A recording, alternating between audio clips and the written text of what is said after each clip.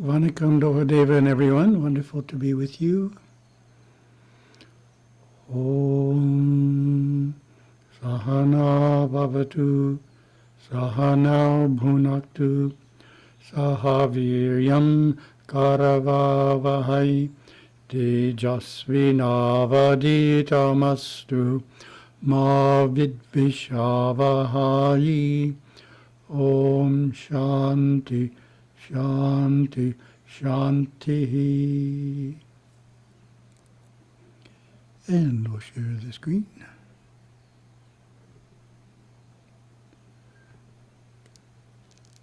August 28th in Singapore.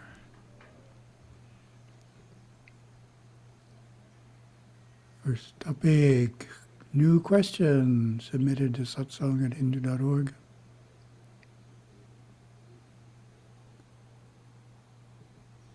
Yoga Swami told us to live in the world, for it is an ashram, but also told us to live a simple life.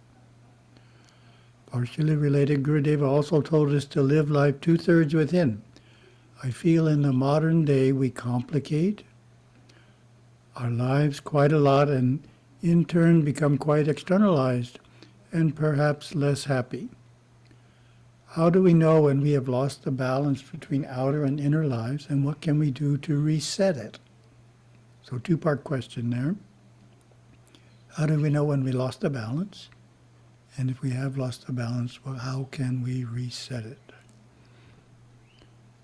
Oh, a couple of suggestions. One approach is to take a look at the 6 areas of life found in a balanced life. So I should have stuck in a slide, but just ask you verbally, what are the 6 areas of life in our balanced life approach? Gurudeva created 5 of them, and then the monks added 1 more. 6 areas of life.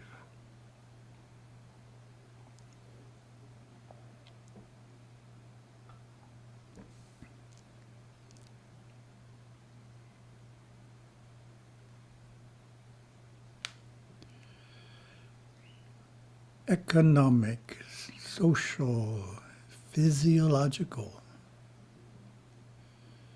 spiritual, cultural, and educational. So we'll look at each a little bit. Economic, that's the obvious one, gets the most attention. This includes activities such as earning income through our employment, budgeting, donations to charity, investing, and saving for retirement. Something that has a high priority by necessity. Social, this includes quality time each week with spouse and children, major gatherings each year with other family members, and other social activities such as attending office parties. Social life. Physiological, this includes a daily exercise routine, following a healthy diet, and pursuing other health-related goals. Spiritual. This includes a daily practice at home, such as puja, attending a temple weekly and for major festivals, and going on a yearly pilgrimage to a distant temple. Cultural. This includes regularly attending cultural activities, such as music or dance concerts, and taking time to play music, sing, or paint. Educational. This includes acquiring new skills, training to advance career, and learning about such topics as herbs, healing, and arts and craft.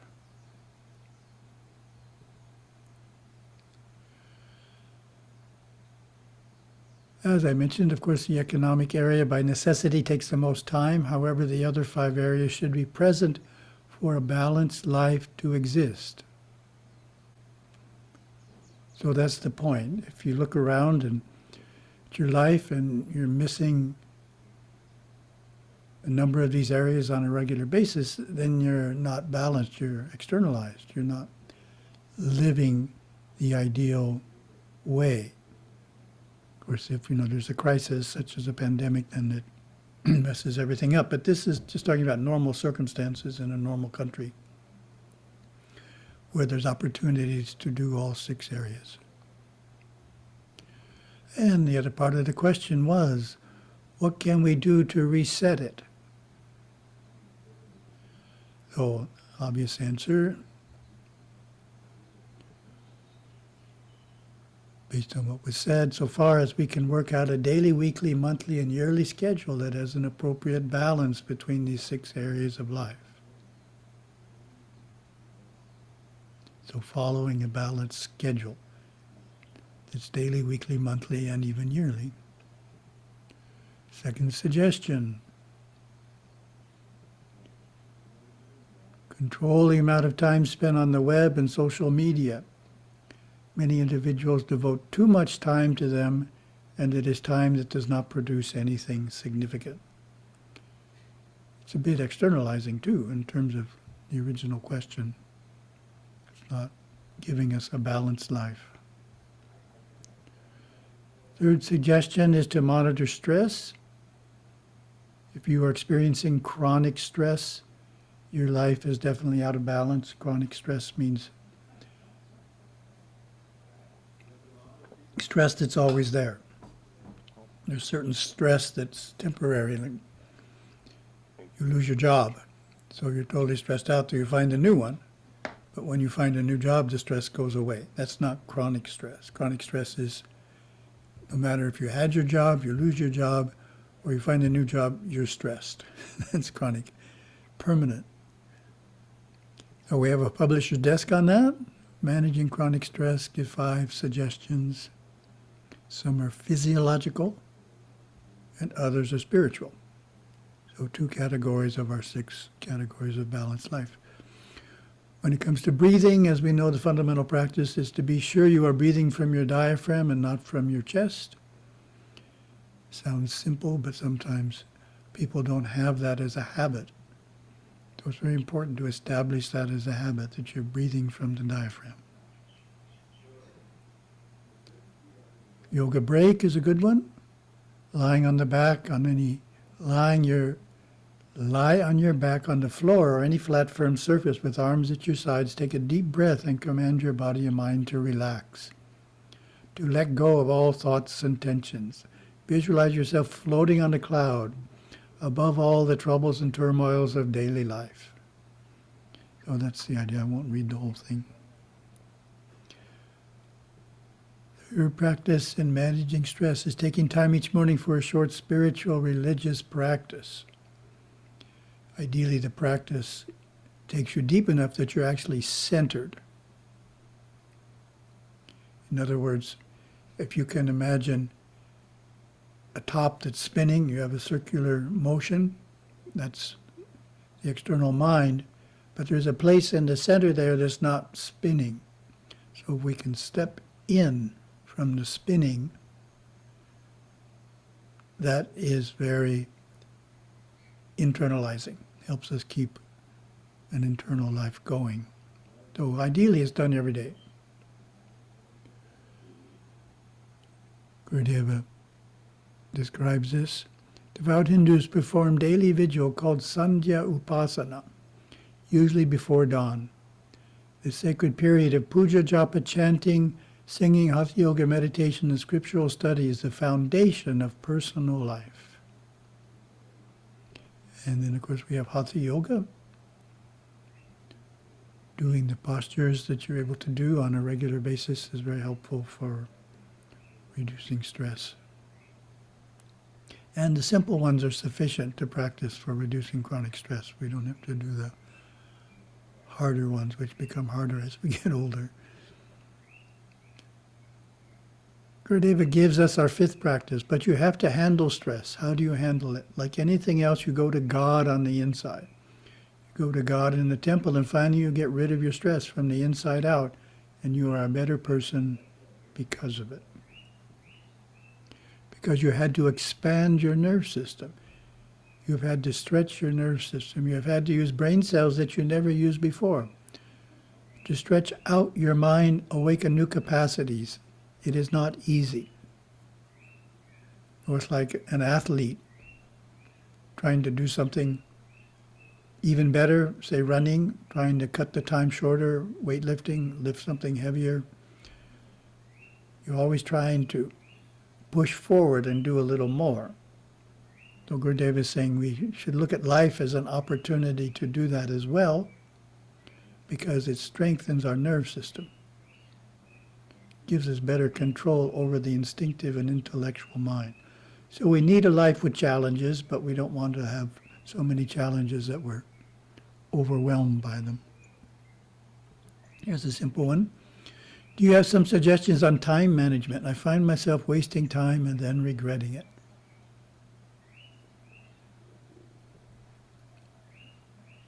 So a strict daily schedule is the simplest idea. Designate specific times for work and other times for relaxation. Wasting time is a form of relaxation. Relaxation is important, but it should be confined to specific hours of the day. For example, in the monastery, we have a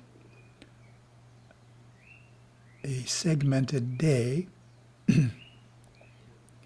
Normally, we start at 5:30 in the morning with the Shiva Puja, and then from 6 to 7 roughly, we do a little chanting and meditate in Shum. Then there's time for exercise, breakfast. 8 o'clock, the day of Seva starts. Seva stops at 1 p.m. We have lunch, starts up again at 3 p.m. and stops at 6 p.m. So we stop at 6 p.m. We don't keep going till 9 or 10 at night. We're not night owls here in the monastery. And then from 6 to 9 is free time, and usually includes watching some television, relaxing. So we have a balanced daily schedule. But during the Seva time, we're working hard, 8 a.m. to 6 p.m. After the Seva time, we're relaxing. So we don't relax during the Seva time, and we don't try and do Seva during the relaxation time. So a strict daily schedule is effective in not wasting time. Next question. I think Mahabhava and agape are different words for the same experience. So that's divine love. Can this experience be a permanent state or just a sporadic experience? Good question. The fifth chakra, Vishuddha at the throat, is the center of divine love. So all these words are different words for divine love and relate to the fifth chakra. So they refer to the same thing.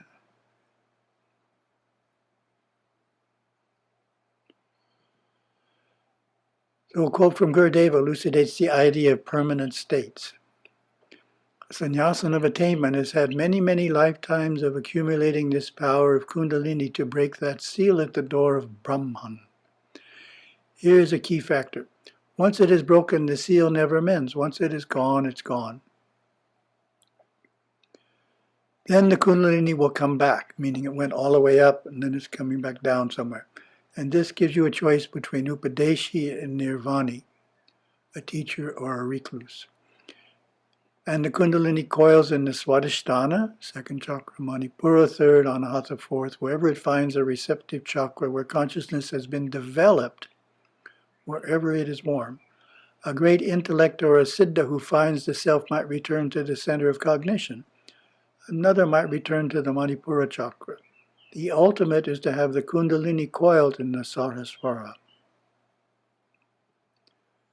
So, reflecting on Gurudeva's words and relating it to the question, for the Kundalini to permanently coil in the Vishuddha chakra, which is what's needed to be permanently in the state of divine love, isn't easy. But it can be done. So most people wouldn't be able to do that yet. There are things, you could hold it for a while, but then there are things that'll pull you down, and it could take a little bit of effort to get back.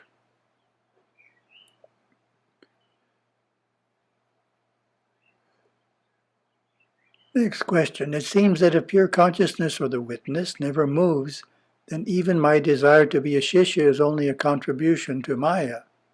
Classic dilemma. But existence seems to have no purpose without this desire. Please elaborate.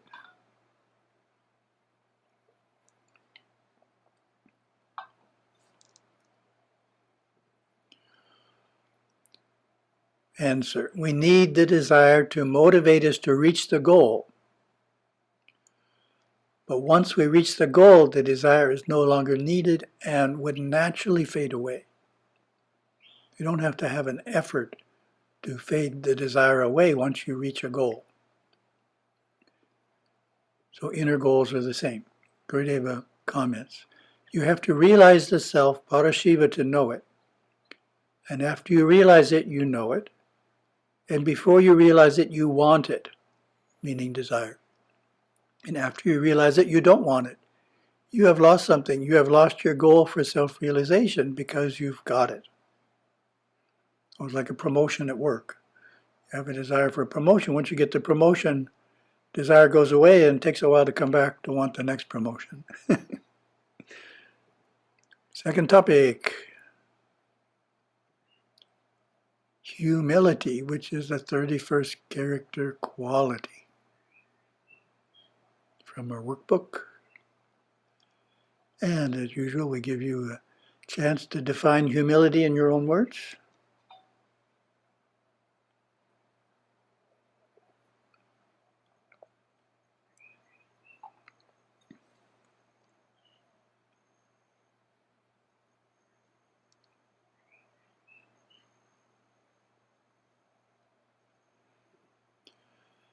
Workbook gives this definition.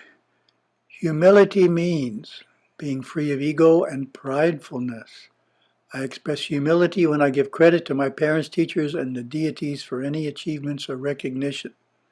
The opposite is pride. So you can judge someone on this quality by praising them. Take singing. Praise a singer. Oh, you sang this so well. You're such a great singer. How do they respond? Well, thank you for recognizing it. Yes, I was first in my class. That's lack of humility. Oh, I'm only able to do it because I had such a great teacher. Without her, I just wouldn't be anywhere near this quality. So that automatic, natural deferral to a teacher, to a guru, to others is a measure of humility.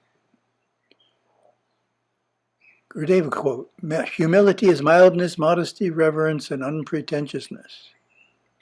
We cultivate humility by taking the experiences of life and understanding and not in reaction, and by seeing God everywhere. We cultivate humility through showing patience with circumstances and forbearance with people. Another quote, humility is intelligence. Arrogance is ignorance. To accept one's karma and the responsibility for one's actions is strength. To blame another is weakness and foolishness.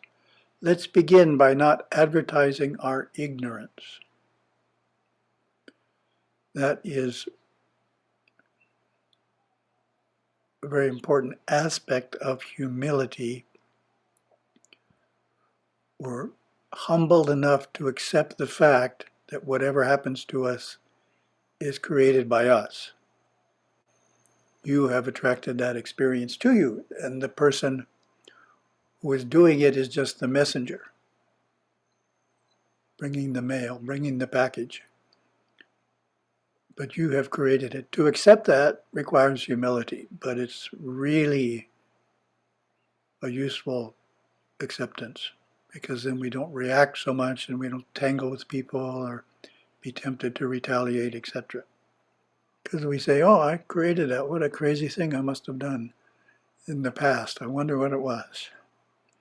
Comparing the actions of one who is humble to one who is proud. Situation. Winning an award and asked to give a speech. You. Humility. Give credit for your accomplishment to your wonderful teachers. Pride. Proudly accept the accolades, feeling you are finally being recognized. That was the example I gave it to earlier. Second situation. Complimented for your skill in math. You.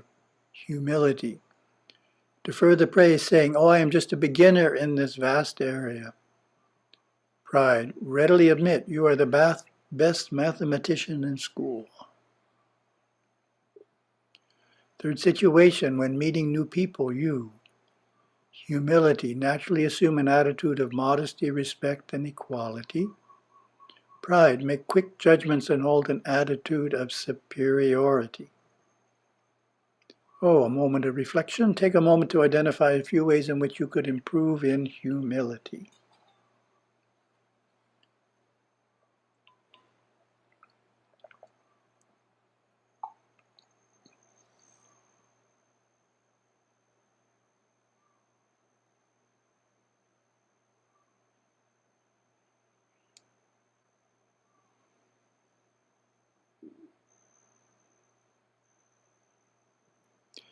And the assignment?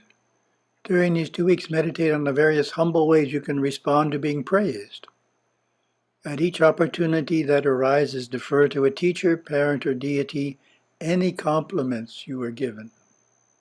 Good point, deferring to the deity. I didn't mention that. But that's a very important part of Siddhanta, is actually having that feeling that Ganesha, for example, Ganesha's blessings made all of this possible. Oh, thank you very much.